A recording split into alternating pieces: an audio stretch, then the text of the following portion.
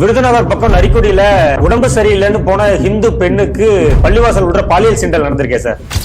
ராமநாதபுரம் தொகுதியில் இருக்கக்கூடிய நரிக்குடி என்ற ஊரில் இந்த சம்பவம் நடந்திருக்கிறது. விருதுநகர் மாவட்டத்தோட எல்லையில் இருக்கக்கூடிய ஊர்.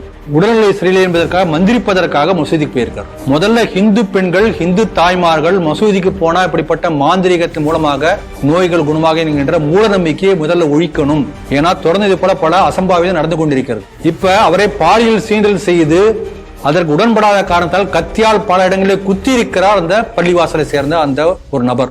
ஆகவே ஒரு இந்து நாடார் பெண்ணுக்கு ஏற்பட்ட அவமானத்தை துடைத்தெறிந்து அவர்களுக்கு நியாயம் கிடைப்பதற்காக அந்த தொகுதியைச் சேர்ந்த அமைச்சர் தங்கம் தென்னரசு முன்வர வேண்டும்.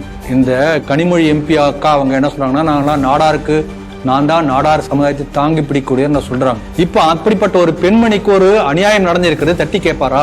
திருப்பரங்குன்றம் மலையிலே போய் அதுக்கு நியாயம் கேட்க புறப்பட்ட நவாஸ் கனி, அந்த அவருடைய எம்பி தொகுதி இது, அவருடைய தொகுதியில் எப்படிப்பட்ட அநியாயம் நடந்திருக்கிறது.